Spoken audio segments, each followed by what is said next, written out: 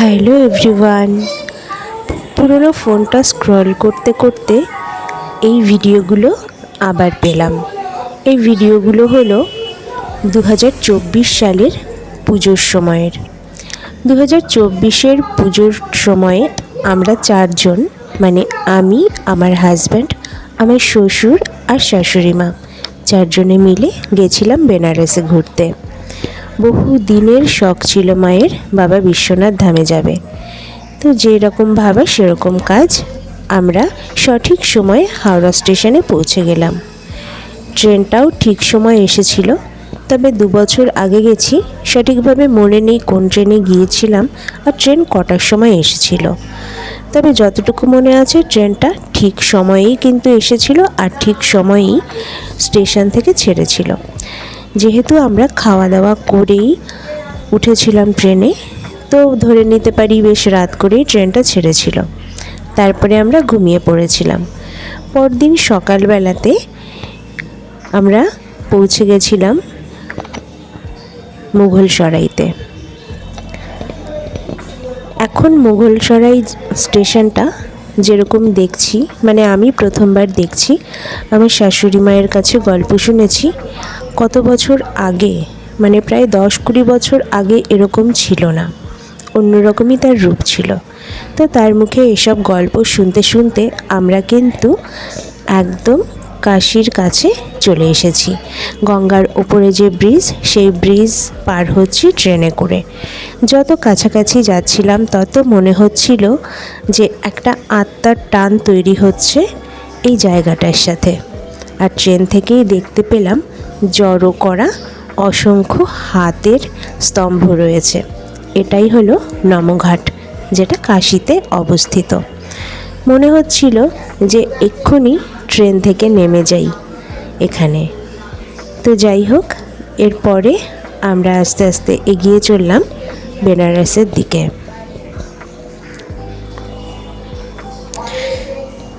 মুঘলসরাই থেকে বিভিন্ন স্টেশন পার করে আমরা সঠিক সময়ে পৌঁছলাম বেনারসে। এখানটাতে নেমে ভীষণই মনটা খুশি হয়ে গেছিল।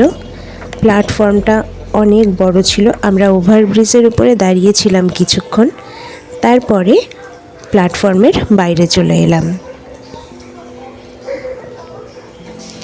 প্ল্যাটফর্মের বাইরে এসেই আমরা অটোতে করে চলে গেছিলাম আমাদের ঠিক করা একটা গেস্ট হাউসে। গেস্ট হাউসটা দেখে আরও আনন্দিত হয়েছিলাম, কারণ গেস্ট হাউসের চারপাশে বাড়ি, মানে ঘর, আর মাঝখানের আকাশটা খোলা। সেই খোলা আকাশের ওপরের দিকে আবার নেট দেওয়া রয়েছে। দারুণ লাগছিল ব্যাপারটা। বইয়ে পড়েছিলাম যে কাশীর বাড়িগুলো এরকম হয়, তো আজকে সচক্ষে দেখেছিলাম। ঘরগুলো বেশ ভালো লাগলো। এক একটা বাড়িতে প্রায় 4 থেকে 5টা গেস্টের ঘর রয়েছে। আর আমরা একটা ডবল বেডের রুম নিয়েছিলাম, 2টো খাট ছিল, সেখানেই আমরা ছিলাম সবাই। আর ঘরের লাগোয়ায় ছিল আমাদের টয়লেটটা। এরপরে আমরা রেডি হয়ে বেরিয়ে গেছিলাম মন্দিরের উদ্দেশ্যে। যেহেতু পুজো দিতে এসেছি, তো প্রথম এবং প্রধান কাজই হলো বাবা বিশ্বনাথকে দর্শন করা। তাই সময় নষ্ট না করে তাড়াতাড়ি আমরা চলে গেছিলাম। আমরা 4 নম্বর গেট থেকে ঢুকেছিলাম, যেখানে রানী অহল্যাবাইয়ের মূর্তি রয়েছে। সেখান থেকে ঢুকে আমরা পুজোর সামগ্রী প্রথমে কিনে নিলাম। দোকানে গিয়ে জানতে পারলাম সেখানে 2 রকম পুজোর ডালি আছে আর বিভিন্ন দামে পাওয়া যায়। একটা ডালি বাবা বিশ্বনাথের জন্য, আর একটা ডালি হলো মা অন্নপূর্ণার জন্য। তো আমরা ডালি নিয়ে চলে গেলাম। আর যে দাদাটার কাছ থেকে নিয়েছিলাম, তা সে আমাদের সাথে করে গেছিল, আমাদেরকে আরও গঙ্গাজল তুলে দিল। তো মন্দিরের এই প্রান্ত পর্যন্ত এসে আর ফোন ব্যবহার করতে পারিনি। এই যে বাবা বিশ্বনাথের ছবিটা, এটা আমরা ওই দাদার কাছ থেকেই নিয়েছিলাম। মন্দিরের ভেতরে আমরা এক কাণ্ড ঘটিয়েছিলাম। সেটা হলো, আমরা প্রথমে বাবা বিশ্বনাথের পুজো দিয়ে নিয়েছিলাম, তারপরে মা অন্নপূর্ণার পুজো দিলাম। পুজো শেষ হয়ে যাওয়ার পরে আমরা মন্দির থেকে বাইরে বেরিয়ে যাব, ঠিক সেই মুহূর্তে খেয়াল হলো মন্দিরের অন্য প্রান্তে একটা দরজা রয়েছে। সেই দরজা থেকে অজস্র মানুষ যাওয়া আসা করছে। প্রথমে মনে হলো ওটা বাবা বিশ্বনাথ মন্দিরেরই অন্য গেটগুলো, কিন্তু তারপরে আমরা কৌতূহলবশত আবার সেই দরজার দিকে যাই। নেমে দরজার দিকে গিয়ে দেখলাম সেটা হলো মা অন্নপূর্ণার মন্দির, যেটা বাবা বিশ্বনাথ মন্দিরের লাগোয়া ছিল মা অন্নপূর্ণা মন্দিরটা। অথচ আমরা কিন্তু বাবা বিশ্বনাথ মন্দিরের ভেতরে বহু ছোট ছোট মন্দির রয়েছে, তার ভেতরেই কিন্তু পুজোটা দিয়েছিলাম। যাই হোক, তারপরে আমরা মা অন্নপূর্ণার মন্দিরের ভেতরে ঢুকে প্রণাম করে নিলাম। আর তারপরে আমাদেরকে ডাকা হলো মা অন্নপূর্ণার ভোগ খাওয়ার জন্য। আমরা তারপরে সেখানে গিয়ে মা অন্নপূর্ণার সুস্বাদু ভোগ গ্রহণ করলাম। জীবনটা সত্যি ধন্য হয়ে গেছিল। তখন মনে মনে ভাবছিলাম, মা অন্নপূর্ণার ভোগ আমাদের ভাগ্যে ছিল, তার জন্যই আমরা এখানে আসলাম, না হলে কিন্তু আমরা বেরিয়েই যাচ্ছিলাম। তো তারপরে আমরা মন্দির থেকে বেরিয়ে ফিরে গেলাম আমাদের রুমে যাওয়ার পরে কিছুক্ষণ রেস্ট করে আমরা বিকেলের দিকে চলে আসলাম ঘাটে।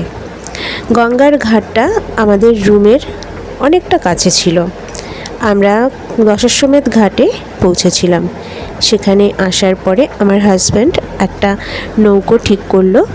তো নৌকোটা কিন্তু ভটভটি টাইপের ছিল নৌকোটা। তো আমরা সেটাতে উঠে বসলাম। কিছুক্ষণ পরেই কিন্তু নৌকোটা ছেড়ে দিল। নৌকোটা পুরো ভর্তি হয়ে যাওয়ার পরে ছেড়ে দিয়েছিল। আর যেটা বুঝলাম সেটা হলো, ভাড়া যাই চাওয়া হোক না কেন সেটা কিন্তু একটু কমানো যায়। তো তারপরে নৌকো চলতে শুরু করলে নৌকোর ভেতরে যে চালাচ্ছিল, চালকের সাথে আরও একজন ছিল, যে আমাদের দুপাশে যে ঘাটগুলো ছিল, ঘাটগুলো কেন তৈরি হয়েছিল, কারা তৈরি করেছিলেন সেই সম্পর্কে আমাদেরকে কিন্তু বলছিলেন। উনি বলছিলেন যে ওখানে মোট 64টা ঘাট রয়েছে। বড় বড় ঘাটগুলোর নাম আমার মনে আছে, আর সব ঘাটগুলোর নাম কিন্তু একদমই মনে নেই। তবে সবচাইতে বেশি আমার মন জুড়ে যে ঘাটগুলো রয়েছে সেটা হলো দশাশ্বমেধ ঘাট। তো অবশ্যই সেখানে আরতি দেখেছিলাম। তারপরে মণিকর্ণিকা ঘাট, রাজা হরিশ্চন্দ্র ঘাট, অসি ঘাট, এই সমস্ত ঘাটগুলো কিন্তু আমার ভীষণই ভালো লেগেছিল। ওখানে সব ঘাটই ভীষণই ভালো।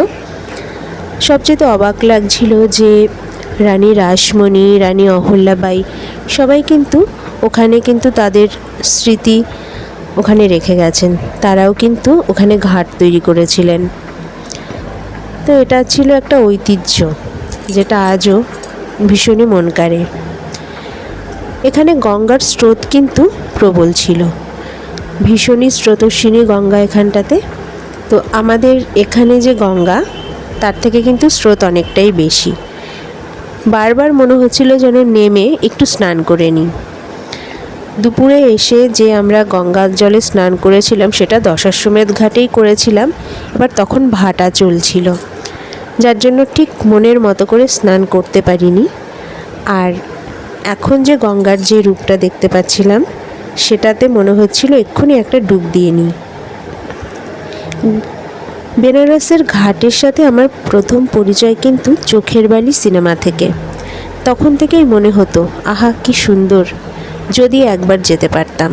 তো ছোটবেলায় ওটা মনে হতো না যে যেতে পারবো কখনো, কিন্তু এখন যখন দর্শন হয়ে গেল তখন কিন্তু বারবার যেতে ইচ্ছে করে। এখানে তো প্রচুর সিনেমার শুটিং হয়েছে। তো যাই হোক, দুপাশে ঘাটগুলো দেখতে দেখতে আমরা কিন্তু বেশ নিজেদের মধ্যে গল্প করছিলাম আর বলছিলাম যে কত সুন্দর সব কিছু। এর মধ্যেই আমরা পৌঁছে গেছিলাম রাজা হরিশ্চন্দ্র ঘাটে। দূর থেকে দেখছিলাম যেখানে আমাদের জীবনের শেষ, সেই জায়গাটাও কত সুন্দর। এটাই হলো সবচেয়ে সত্যি।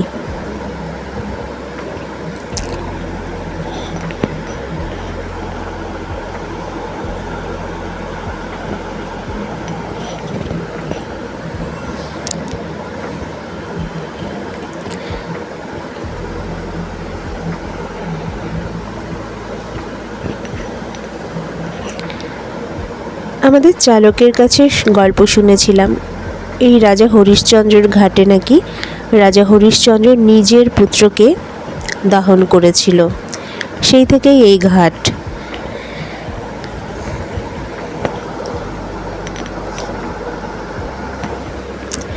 তোমরা কারা কারা বেনারস ঘুরতে এসেছিলে অবশ্যই জানিও। আর ভিডিওটা ভালো লাগলে লাইক কমেন্ট শেয়ার করো, সাবস্ক্রাইব করে পাশে থেকো। ঘাটগুলো দর্শন করতে করতে কিন্তু সন্ধে হয়ে যাচ্ছিল। এদিক থেকে শুরু করেছিলাম আমরা দশাশ্বমেধ ঘাট থেকে যাত্রাটা। আর যখন নৌকোটা ঘুরলো রাজা হরিশ্চন্দ্রের ঘাটের পরে আরও একটা ঘাট ছিল, সেখান থেকে নৌকোটা কিন্তু আবার ঘুরে গেল। আবার ঘুরে দশাশ্বমেধ ঘাটের ওপাশে আরও কয়েকটা ঘাট রয়েছে, সেটা দেখার জন্য কিন্তু নৌকো ঘুরে গেছিল।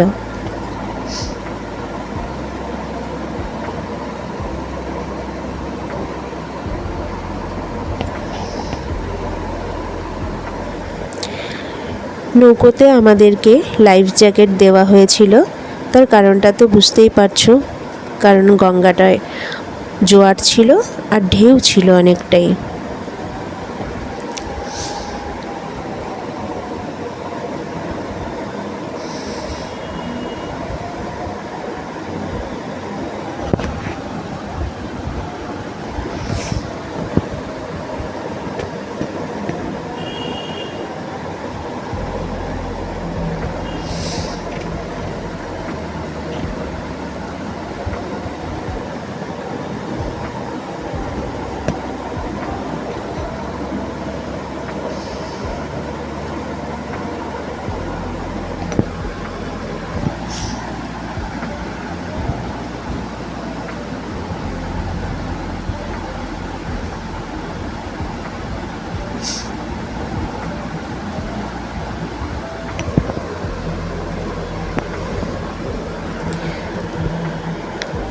এরপর আমাদের নৌকোটা আস্তে আস্তে এগিয়ে চলল আর একটা বিখ্যাত ঘাটে। এক্ষুনি যাকে দেখতে পেলেন হাত উঁচু করে মাথায় পাগড়ি দেওয়া, এই যে উনিই কিন্তু সব ঘাট সম্পর্কে আমাদের বলছিলেন।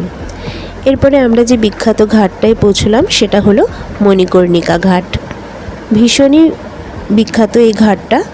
বলা হয় এই মণিকর্ণিকা ঘাটে এই শ্মশানে যাদের দাহ হয় তারা নাকি আর এই জীবজগতে ফেরে না। তো ভীষণই পুণ্য করলে তবেই এই ঘাটে দাহন হওয়া যায়। সন্ধে হয়ে যাওয়াতে ওখানে আর যেতে পারিনি, তো ঠিক করেছিলাম পরের দিন যাব। তো সেই মতো কিন্তু আমরা পরের দিন মণিকর্ণিকা ঘাটে গিয়েছিলাম দিনের বেলাতে। তো সেই ভিডিও পরের ভিডিওতে অবশ্যই দিয়ে দেব।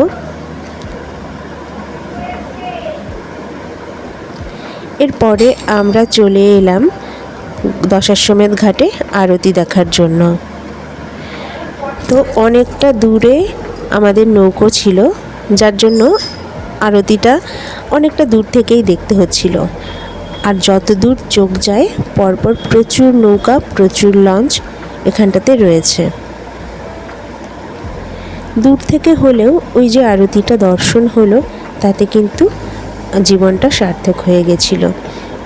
তবে ইচ্ছে আছে যদি পরের বার আবার আসি তো আরেকটু কাছাকাছি থেকে দেখব। তবে সেবার আর নৌকোবিহার নয়, দশাশ্বমেধ ঘাটেই বসে থাকব এই আরতিটা দেখার জন্য।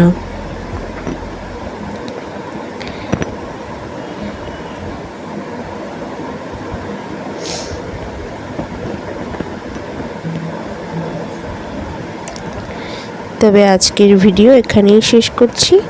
তোমরা ভালো থেকো, সুস্থ থেকো। হর হর মহাদেব।